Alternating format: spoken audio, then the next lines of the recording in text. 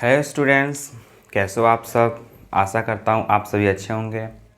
आज मैं फिर से बिहेवियर ऑफ कैसेस के ऊपर डिस्कशन करेंगे और आज बहुत ही स्पेशल एक टॉपिक है, उस पर हम डिस्कशन करने जा रहे हैं। वो है क्या? ग्राफिकल रिप्रेजेंटेशन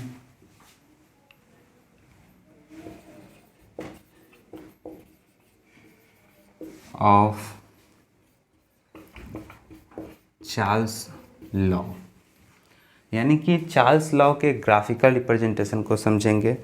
पिछले लेक्चर में मैंने ग्राफ समझाए थे, फिर उसको दोहरा रहे हैं ताकि क्लियर और ज़्यादा हो जाए। ठीक है, तो अब ग्राफिकल रिप्रेजेंटेशन को बहुत अच्छे से समझ लेते हैं। पहले मैंने बताया था फेस कैम के थ्रू, अब थोड़ा बोर्ड पर समझाते हैं, काफ़ी बेहतर तरीके से समझ में आएंगे। चलिए समझते हैं इसको। तो पहला ग्राफ होगा जिसमें वॉल्यूम वर्सेस एब्सोल्यूट टेम्परेचर होगा। पहला ग्राफ होगा volume V versus absolute temperature.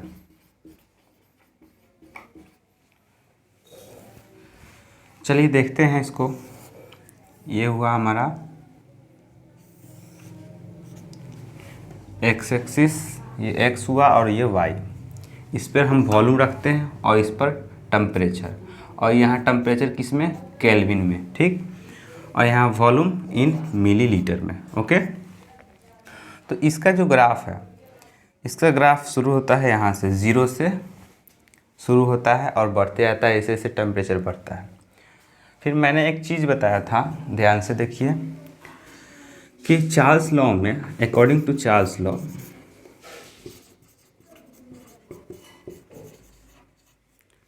के अकॉर्डिंग चलोगे तो वहाँ पे क्या था? Pressure constant. ओके, तो प्रेशर कांस्टेंट था, तो हम देखें तो वहाँ क्या था? Volume is directly proportional to T, यानी कि V बराबर के टी, यही था। और रिलेशन एक आया था V अपॉन टी बराबर कांस्टेंट, ये वाला। ठीक, और यहाँ से ये कह सकते हो कि V is directly proportional to T, यानी कि V बढ़ रहा है तो टी भी बढ़ना पड़ेगा, और टेम्परेचर घटेगा तो वॉल्यूम को भी घटना पड़ेगा। तो यहाँ पर देखिए, यहाँ जैसे जैसे यहाँ वॉल्यूम बढ़ रहा है, टेम्परेचर भी बढ़ रहा है, या अपोजिट कह लीजिए कि टेम्परेचर यहाँ T1 है, T2 है, T3 है, और यहाँ वॉल्यूम V1, V2 और V3, यानी कि जैसे जैसे टेम्परेचर देख रहे हो इधर की ओर ये बढ़ते जा रहा है, वैसे वैसे वॉल्यूम भी ऊपर वाई एक्सिस में क्या हो रहा है? बढ़ते जा रहा है। यानी कि V1 से ज़्यादा किसका है? V2 का, फिर उससे ज़्यादा V3 का, यानी टेम्परेचर के डायरेक्टली प्रोपोर्शनल है। यानी टेम्परेचर बढ़ रहा है तो वॉल्यूम भी बढ़ रहा है। तो पहला ये ग्राफ रहा। तो इस इक्वेशन के थ्रू मैंने समझा दिया इस ग्राफ को। अब एक और है, उसको भी समझेंगे। अब यही वॉल्यूम सेम रहेगा मिलीलीटर में, अब टेम्परेचर जो है केल्विन में जो है, अब हम लोग डिग्री सेंटीग्रेड में लेंगे, यानी सेल्सियस स्केल पे। ठीक, तो एक चीज़ समझिए कि टेम्परेचर का ऐसा यूनिट क्या होता है? केल्विन, और इसको डिनोट करते हैं के से, कैपिटल के से। ओके, कैपिटल के से इसको डिनोट करते हैं। ओके, तो कैपिटल के से हम लोग हमेशा डिनोट करेंगे। और जो हमारा CGS यूनिट है, सेल्सियस जो डिग्री सेंटीग्रेड लिखते हो, ये हमारा CGS है।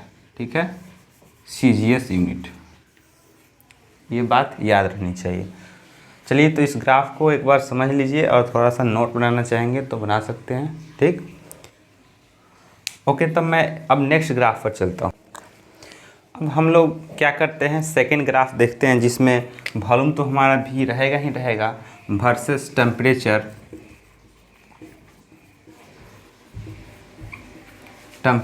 T at Celsius scale. यानी डिग्री सेंटीग्रेड पर लेना है। ओके, इसके मतलब यही हुआ। ठीक, तो इसका ग्राफ किस तरह से होगा उसको समझना है।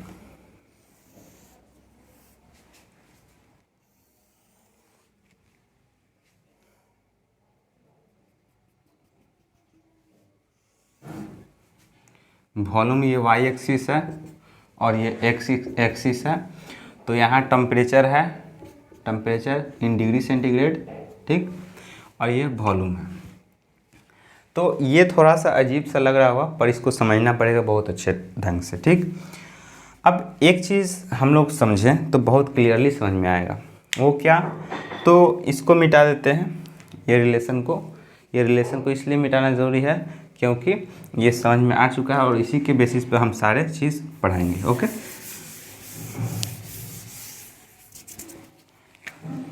तो हम लोग एक चीज़ जानते हैं, 0 डिग्री सेंटीग्रेड बराबर 273 केल्विन। यानी कि अगर 0 डिग्री सेंटीग्रेड है तो हमारा टेम्परेचर अभी भी कुछ ना कुछ है। 0 डिग्री सेंटीग्रेड एक टेम्परेचर भी है। पानी इसके बाद अगर निगेटिव इससे जाता है यानी कि 0 डिग्री से घटता है तो यहाँ से आइस बनना शुरू होता है। ठीक है, यही ना होता है। तो जैसे आप रेफ्रिजरेटर में देखते हो कि आइस जम रहा है, ठीक है, अब खोलते हो तो वेपर के फॉर्म में कुछ निकलता है, यानी कि उस समय कुछ ना कुछ गैस है और गैस फॉर्म में रहता है कोई भी, तो जानते हैं हम लोग सॉलिड जो होता है इससे ज़्यादा एनर्जी लिक्विड का और इससे ज़्यादा गैस का। गैस फॉर्म में क्यों है, क्योंकि उसके पास क्या है, एनर्जी है, और एनर्जी होने के कारण वो रैंडमली मूव करते रहता है हियर एंड देयर। तो एक चीज़ समझे कि ये गैस है और देखो 0 डिग्री सेंटीग्रेड पर भी हमारे पास गैस के पास एनर्जी है, तो ये भी तो एक तरह का टेम्परेचर ही है 273 केल्विन।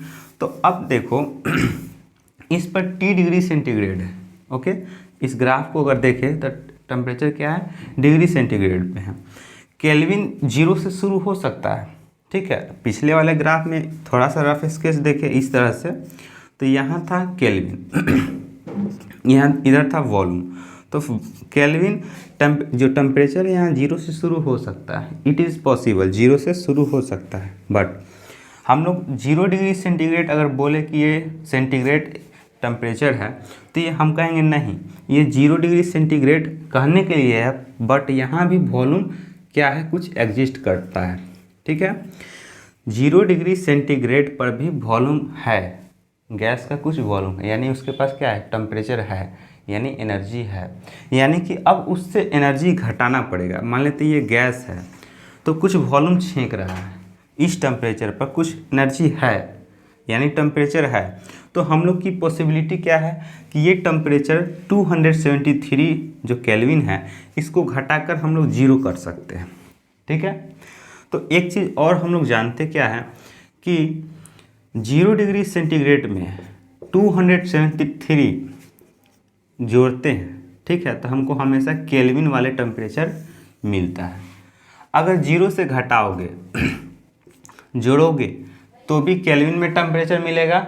ठीक है, अब देखो कि इसको बढ़ाओगे, जैसे मान लेते हैं 1 डिग्री सेंटीग्रेड है, ठीक है, तो 1 डिग्री सेंटीग्रेड में 273 जोड़ोगे तो 274 आएगा। ठीक है, अब -1 डिग्री सेंटीग्रेड होगा तो 273 ऐड करोगे तो आएगा 273 डिग्री ऐड करोगे तो 272 आएगा, और वो भी केल्विन में। ओके, तो हमने क्या समझा कि 0 डिग्री सेंटीग्रेड में अगर 273 जोड़ दिया जाए तो केल्विन टेम्परेचर में बदल जाता है। अब हम ये इसलिए समझा रहे हैं क्योंकि ये तुम जानो, आप सभी जानो कि ये 0 डिग्री सेंटीग्रेड टेम्परेचर है, ये कुछ ना कुछ टेम्परेचर वाले एनर्जी है, यानी कि इस टेम्परेचर पर गैस के पास एनर्जी है। ठीक है, तो अब उस एनर्जी को घटाकर कितना कर सकते हो, मान लेते हैं 273 केल्विन है तो केल्विन वाले टेम्परेचर को 0 कर सकते हैं।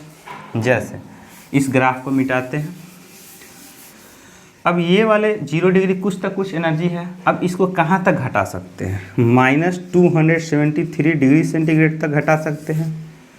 पॉसिबिलिटी है ना, क्यों, क्योंकि हम टेम्परेचर केल्विन में 0 कर सकते हैं। 273 डिग्री सेंटीग्रेड में ऐड करोगे 273, तो ये तो केल्विन में आएगा टेम्परेचर, और वो 0 डिग्री नहीं, 0 केल्विन टेम्परेचर आएगा। इसलिए 0 केल्विन इज पॉसिबल, ओके, और -273 degree centigrade is also possible, ठीक है। और ये सब थियोरेटिकली होता है। इतना टेम्परेचर माइनस में करोगे तो 0 केल्विन आएगा। अब देखो बहुत इंपॉर्टेंट बात यहाँ क्या है, खास बात, कि इस टेम्परेचर पर 0 केल्विन पर, ओके मत समझना, ये 0 केल्विन है। 0 केल्विन पे कोई भी गैसियस मॉलिक्यूल वॉल्यूम ऑक्यूपाई नहीं करता है। उस समय देखो हम यहाँ क्या बता रहे हैं कि ये वॉल्यूम है, ठीक है, वॉल्यूम है, और ये वॉल्यूम यहाँ से 0 हो रहा है, और टेम्परेचर क्या है माइनस में 273 डिग्री सेंटीग्रेड। अब यहाँ पे हमको 0 दिखाना है कि भाई देखो कि यहाँ पे ये टेम्परेचर होगा, ठीक है, तो वॉल्यूम हमारा 0 होगा, 0 होगा डिग्री सेंटीग्रेड, 273 सेंटीग्रेड है माइनस में, तो ये कुछ वॉल्यूम ऑक्यूपाई नहीं करेगा। यहाँ पे 0 से स्टार्ट वॉल्यूम होगा, यानी कि वॉल्यूम कुछ ऑक्यूपाई करेगा कब, जब 0 डिग्री सेंटीग्रेड पर होगा, इस पर नहीं करेगा, ठीक। तो ग्राफ यही है कि देखो कि अगर हम लोग सेल्सियस स्केल पर ले चलते हैं, ठीक है, केल्विन स्केल पर तो 0 होगा ही होगा, सेल्सियस स्केल पर तो 0 डिग्री सेंटीग्रेड पर गैस का कुछ वॉल्यूम होता है, इसलिए वॉल्यूम 0 नहीं होगा शुरू में 0 डिग्री सेंटीग्रेड पर। तो 0 वॉल्यूम लाने के लिए टेम्परेचर को घटाकर 273 डिग्री सेंटीग्रेड लाना पड़ेगा, ओके। अब इसको हम मैथमेटिकली प्रूव भी करेंगे, ठीक है। इसको आप समझ में आ गया तो थोड़ा सा रफ स्केच कर लेना है, ओके। बाकी नोट्स प्रोवाइड कर देंगे टेलीग्राम चैनल पर, हमारा चैनल है, लोगो ये है, और हमारा जो ऐसे मैं चैनल का डिस्क्रिप्शन में दे दूंगा, वीडियो का डिस्क्रिप्शन में दे दूंगा कि कौन सा है टेलीग्राम चैनल, वहाँ पर जाइए। जिसके पास पीडीएफ नहीं है बुक का वो मिल जाएगा, वहाँ पे क्वेश्चन सेट मिल जाएगा प्रैक्टिस करने के लिए, डिफरेंट टाइप ऑफ बुक्स और लेक्चर्स वगैरह भी मिल जाएंगे, ओके। तो इसको नोट डाउन कीजिए, थोड़ा सा रफ स्केच हो गया, ठीक है। अब चार्ल्स लॉ को मैथमेटिकली प्रूव करेंगे कि कैसे -273 डिग्री सेंटीग्रेड पर कोई भी गैस का जो वॉल्यूम ऑक्यूपाई करता है उसकी टेंडेंसी 0 होती है। यानी कि कोई भी गैस हो, वो मान लेते हैं, जैसे हम जानते हैं गैस है, गैस वॉल्यूम ऑक्यूपाई करता है। जैसे एक सिलेंडर लेते हो, ठीक है, और कहते हो कि इसमें गैस है।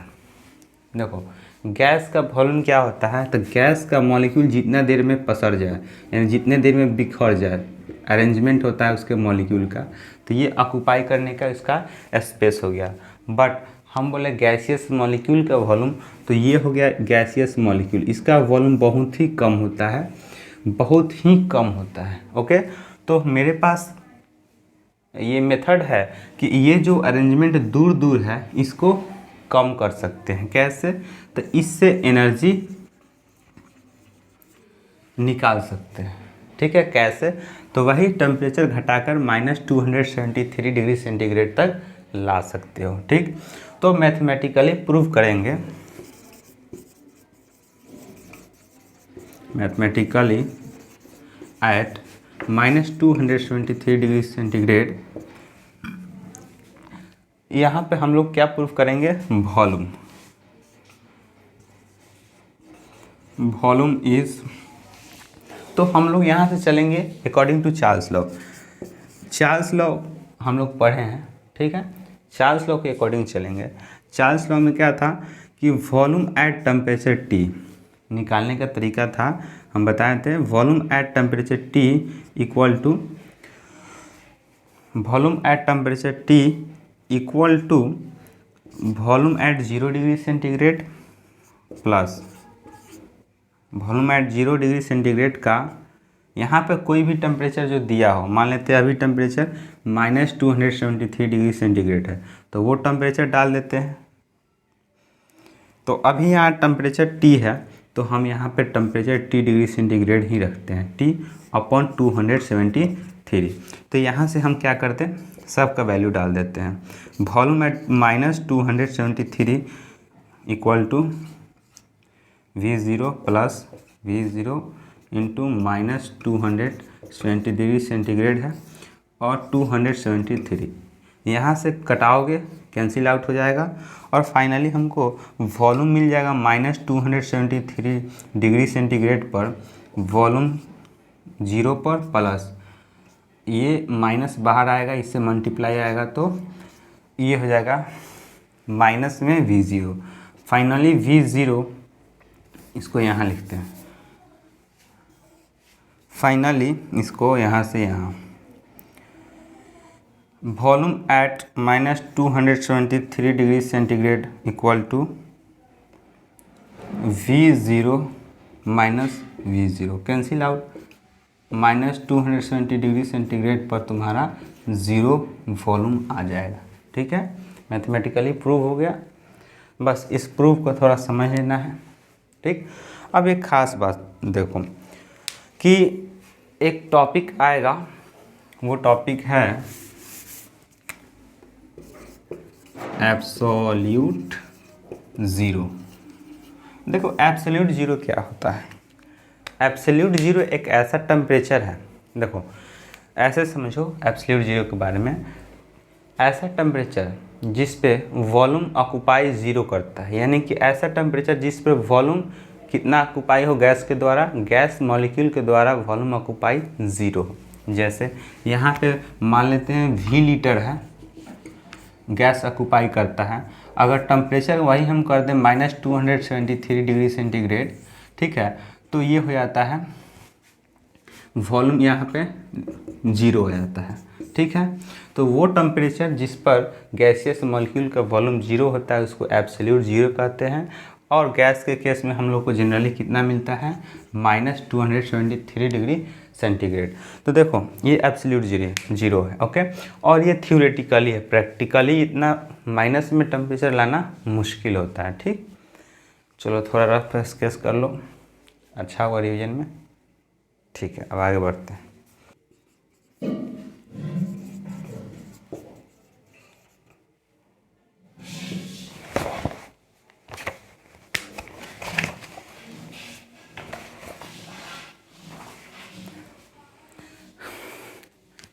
तो स्टूडेंट्स मैंने क्वेश्चन लिख दिया है, इसको पढ़िए ध्यान से आप सभी, और स्क्रीन को पॉज कीजिए 2 मिनट तक और इसको बनाइए। ओके, 2 मिनट में बन जाने वाला है, न्यूमेरिकल प्रॉब्लम है और मैं एक क्वेश्चन करा देता हूँ, उसके बेस पर आगे बन जाएगा।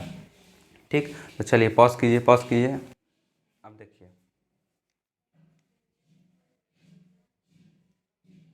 चलिए अब देखिए मैं बनाता हूँ। देखिए क्वेश्चन क्या कहता है, at what temperature will A given mass of a gas occupy A volume of 25 liter if it occupies a volume of 100 liter at temperature of 27 degree centigrade, pressure remaining constant.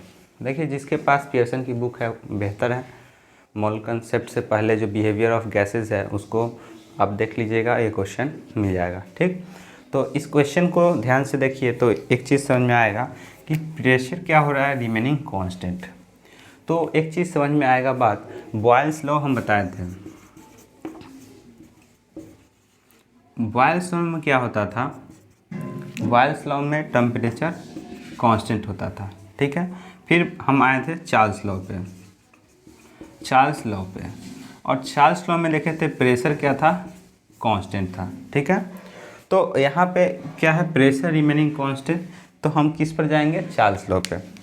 तो Charles law क्या होता था कि Charles law आता था V1/T1 equal to V2/T2, यही ना था रिलेशन। ठीक है, अब देखो सबसे पहले करना क्या है, क्वेश्चन में जो दिया है उसको नोट डाउन करना है।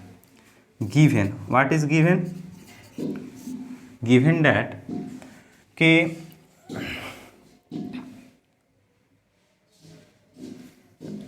temperature will a given mass of a gas occupy volume of 75 liter if it occupies a volume। अब कहता है हमें टेम्परेचर निकालना है, और एक दे दिया है हमारे पास क्या कि यहाँ पे 100 लीटर जो एक वॉल्यूम है वो 27 डिग्री सेंटीग्रेड पर ऑक्यूपाई करता है। तो बताना है कि 75 लीटर गैस कितने डिग्री सेंटीग्रेड पर ऑक्यूपाई कर रहा था। ओके, तो टेम्परेचर पूछता है हमारे पास क्या है कि अगर मानते हैं मेरे पास इसी को मान लेते हैं, ये वाला जो वॉल्यूम है इसको V1 मानते हैं, इनिशियल वाला। ठीक है, तो मान लेते हैं दिया हुआ है हमारे पास V1 75 लीटर। ठीक है, अब उसके बाद में दिया है यहाँ पे टेम्परेचर पूछता है, यहाँ बताइए वाट टेम्परेचर। तो पहले वाला टेम्परेचर मुझे नहीं मालूम है, T1 अननोन है। फिर कहता है कि अगर 100 लीटर जो वॉल्यूम है उसी गैस का 100 लीटर वॉल्यूम है, यानी कि सेकेंड वाला वॉल्यूम है, और ये जो वॉल्यूम है 27 डिग्री सेंटीग्रेड पर ऑक्यूपाई करता है, यानी कि हमारे पास टेम्परेचर सेकंड वाला पता है और ये टेम्परेचर क्या है 27 डिग्री सेंटीग्रेड। अब देखो ये सेंटीग्रेड क्या है, हमारा CGS यूनिट है। ठीक है, अब SI में बदलेंगे तो इसमें 273 ऐड करना पड़ेगा, तो केल्विन में हम जानते हैं SI यूनिट है, तो ये आ जाएगा 300 केल्विन। ठीक, अब यहाँ से इस रिलेशन पर फिट करेंगे तो हमें क्वेश्चन सॉल्व हो जाएगा। ठीक है, फिट करते हैं। V1 पता है 75 लीटर, T1 नहीं पता है, V2 क्या है 100 लीटर, तो लीटर नहीं, यूनिट नहीं रखेंगे। ठीक है, सेकेंड टेम्परेचर क्या है 300। ठीक है, तो यहाँ पर देखिए 3 टाइम्स में कट जाएगा। अब यहाँ पे 3 टाइम्स में कट जाता है तो क्रॉस मल्टीप्लाई करते हैं, 75 इंटू 3 इक्वल टू, यहाँ ये कट जाने के बाद 1 बचा है तो 1 इंटू T1। ठीक है, तो T1 कितना आएगा 225 केल्विन। अब देखो ये जो टेम्परेचर है केल्विन में आया, यानी कि SI में। अब इसको CGS में बदल सकते हो डिग्री सेंटीग्रेड में, कैसे? तो वही केल्विन में जितना केल्विन के लिए जितना ऐड किए थे, जैसे कि सेंटीग्रेड में ऐड करते थे हम लोग 273, तो आता था केल्विन में। तो अब फिर हमको सेंटीग्रेड में लाने के लिए जो ऐड किए उसको घटा लेते हैं। तो temperature T1 in degree centigrade के लिए घटाएंगे तो कितना आएगा 225 माइनस 273, तो कितना आएगा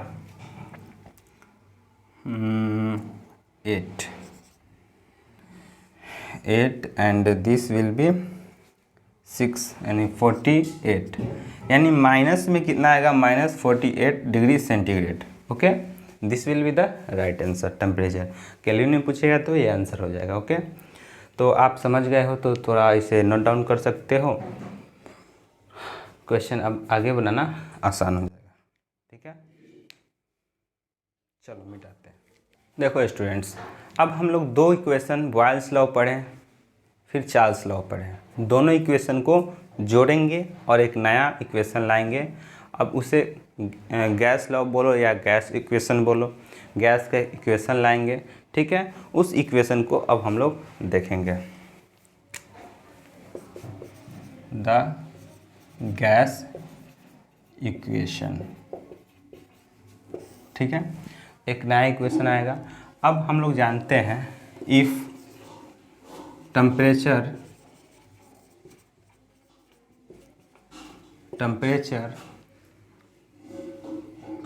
T इज कांस्टेंट, ये बात जानते हो। तो हम लोग क्या सोचेंगे, जब कांस्टेंट टेम्परेचर है तो कहाँ जाएगा, तो बॉयल्स लॉ पर। Then according to Boyle's law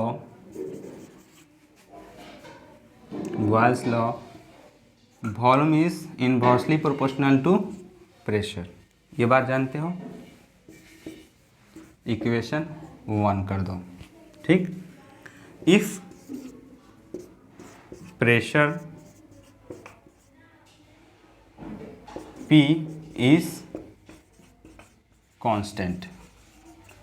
अब प्रेशर कांस्टेंट है तो अब क्या सोचेंगे हम लोग तो अकॉर्डिंग टू अब चार्ल्स लॉ, क्योंकि चार्ल्स लॉ में प्रेशर कांस्टेंट था, तो चार्ल्स लॉ पर जाएंगे। तो चार्ल्स लॉ क्या कहते हैं कि प्रेशर कांस्टेंट है तो volume is directly proportional to temperature. अब ये जो इक्वेशन है इसको दूसरा नंबर लेते हैं, सेकंड इक्वेशन। अब दोनों को कंबाइन कर देते हैं, ठीक।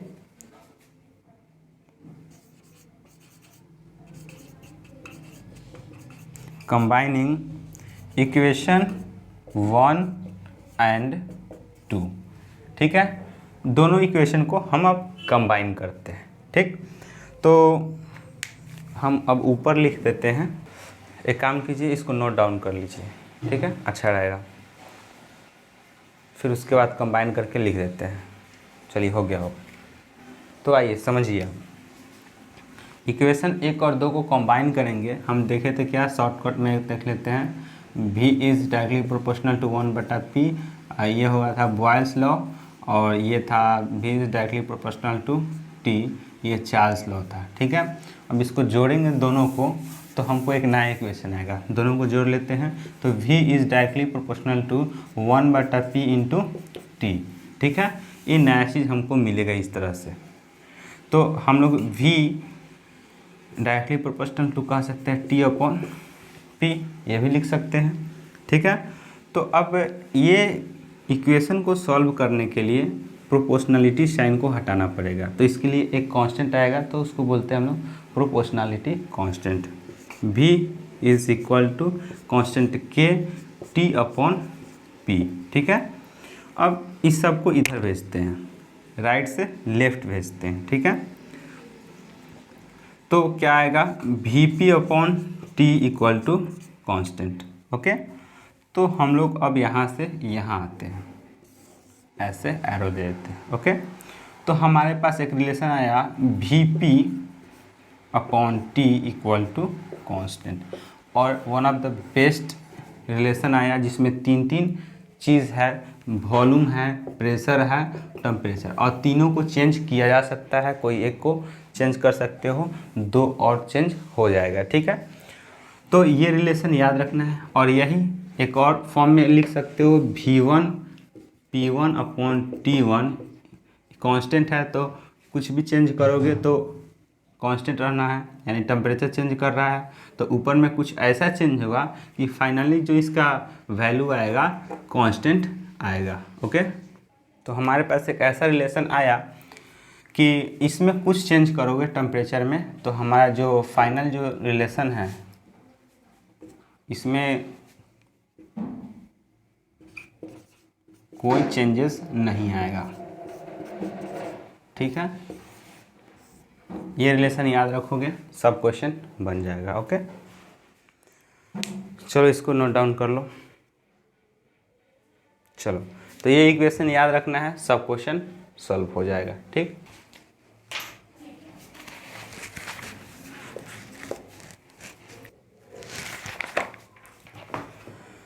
तो स्टूडेंट्स क्वेश्चन लिख दिए हैं, ये किस पर बेस्ड है, तो कंबाइन किए थे दो इक्वेशन को, उसके बेसिस पे है। तो इस क्वेश्चन को एक बार पढ़िए, 2 मिनट समय देते हैं, बनाइए। स्क्रीन को पॉज कीजिए, समझिए और फिर बनाइए। चलिए अब देखिए क्वेश्चन को। A given mass of a gas occupies 143 centimetre cube at 17 degree centigrade and 700 millimetre of Hg pressure. कहता है कि एक गैस है, ठीक है, वो कितने वॉल्यूम ऑक्यूपाई करता है, 143 सेंटीमीटर क्यूब, और कितने टेम्परेचर पर, 17 डिग्री सेंटीग्रेड पे, और कितने प्रेशर पे, तो 700 मिलीमीटर ऑफ Hg प्रेशर पर, ओके। कहता है कि तो बताओ, देन 27 डिग्री सेंटीग्रेड टेम्परेचर हो जाता है, यानी कि ये 17 से बढ़कर ये हो गया। अब कहता है कि प्रेशर ये है, तो वॉल्यूम बताना है कि अब इस टेम्परेचर और इस प्रेशर पर वॉल्यूम क्या होगा, ठीक है। तो जो क्वेश्चन है, पहले तो रिलेशन लिख देंगे। मेरे पास रिलेशन क्या है, V1P1/T1 इक्वल टू V2P2/T2, यही तो रिलेशन है मेरे पास। अब देखो इसमें यूनिट बराबर करना है, ये भी तुम्हारा क्या है, ऐसा यूनिट में है, ये मिलीमीटर ऑफ Hg, और वॉल्यूम भी क्या है, CGS में है, और टेम्परेचर को CGS कह रहे हैं, ये सब SI में है, SI में है, ये भी प्रेशर भी SI में है, ठीक है, प्रेशर भी SI में है। तो हमको SI में बदल लेना है सबसे पहले किसको, टेम्परेचर को। तो T1 टेम्परेचर क्या है, 17 डिग्री सेंटीग्रेड, ठीक है। तो इसको बदलने पाएगा कितना, इसमें ऐड कर दो 273, तो 290 आएगा। अब मेरे पास दूसरा टेम्परेचर क्या है, 27 डिग्री सेंटीग्रेड, इसमें ऐड कर दो 273, तो ये 300 केल्विन में बदल जाएगा, ठीक है। तो सबसे पहले गिवन लिख दो, दिया क्या है, तो पहला नंबर प्रेशर, फिर वॉल्यूम पहला वाला, और T1 तो हम लिख ही लिए। प्रेशर क्या है 700 मिलीमीटर ऑफ Hg। अब वॉल्यूम क्या है इस पर 143 सेंटीमीटर क्यूब है। दूसरी चीज़, ये तो पहला कंडीशन। दूसरी कंडीशन में टेम्परेचर दिया हुआ है और प्रेशर मेरे को कितना है 280 मिलीमीटर ऑफ Hg प्रेशर, ठीक है। और वॉल्यूम निकालना है, यानी कि P2 दिया है, V2 नहीं मालूम है। तो चलिए बनाते हैं, सबका वैल्यू डाल देते हैं इसमें, इस इक्वेशन में, ठीक। तो वॉल्यूम क्या है V1 143 इंटू प्रेशर क्या है 700 अपॉन मेरे पास क्या है टेम्परेचर T1 290 इक्वल टू मेरे पास क्या है प्रेशर ये 280 इंटू वॉल्यूम नहीं पता है, V2 सिर्फ रखने देते हैं, V2 के फॉर्म में छोड़ देंगे, V2 मुझे पता चल जाएगा। अब टेम्परेचर T2 क्या है 300 केल्विन। अब यहाँ से देखो तो ये 7 से 100 टाइम, ठीक है, और 7 से ये कटेगा कितना 4 टाइम्स 40 टाइम नहीं 40 टाइम। तो 7 से इसमें भी काटो इसमें भी, और ये 10 से 10 कैंसिल आउट हो जाएगा, ठीक है। और ये उसके बाद में 4 से ये कैंसिल आउट होगा, ये 25 टाइम में, ठीक है। तो अब देखो यहाँ से एक और शून्य यहाँ से कैंसिल आउट कर सकते हो, ठीक। तो फाइनली V2, अब यहाँ से क्या बचा वो लिख लेते हैं पहले, नहीं तो कंफ्यूज कर जाएगा। 143 इंटू 25 अपॉन 29, इधर क्या बचा V2 अपॉन 3, यही ना बचा। अब क्रॉस मल्टीप्लाई करो 143 into 25 into 3 equal to 29 into V2, यही आएगा, ठीक है। तो finally V2 equal to 143 into 75 upon 29। अब इसको V2 का वैल्यू ला दो, कैलकुलेटर से करो या हाथ से करो, फाइनली जो आंसर आएगा यही आंसर लिख देना, ओके। तो इस तरह से हम लोग यहाँ पे पहले ग्राफिकल रिप्रेजेंटेशन देखें, फिर उसके बाद में ग्राफ को समझने के बाद में फिर एक क्वेश्चन समझे चार्ल्स लॉ पर, फिर उसके बाद में हम कंबाइनिंग किए, दो इक्वेशन को कंबाइन किए, चार्ल्स लॉ बॉयल्स लॉ को, फिर क्वेश्चन देखें। अब क्वेश्चन देख लिए तो इस पर बेस्ड क्वेश्चन सभी बन जाएंगे। तो ये हमारा फिजिकल केमिस्ट्री का पार्ट है और इसको हम लोग यहाँ तक लेकर आए, ठीक है। तो फिर मिलते हैं अगले लेक्चर में, तब तक बने रहिए मेरे चैनल के साथ, अचीवर्स क्लासेस के साथ, ठीक है। तो अच्छा लग रहा है, समझ में आ रहा है तो लाइक एंड कमेंट एंड साथ साथ सब्सक्राइब भी कर लो। तो सब्सक्राइब कर लो, सब्सक्राइब करने से ये फ़ायदा होगा कि रेगुलर जो वीडियो मैं डालूँगा पहुँचेगा तुम लोगों के पास, और तुम्हारा जो हेल्प होगा चैनल के मदद से और वो बहुत अच्छा हेल्प होगा। क्वेश्चन बन जाएंगे, क्वेश्चन बनने से तुम्हारा कॉम्पिटिटिव एग्जामिनेशन में हेल्प हो जाएगा, ठीक है। Thank you for watching.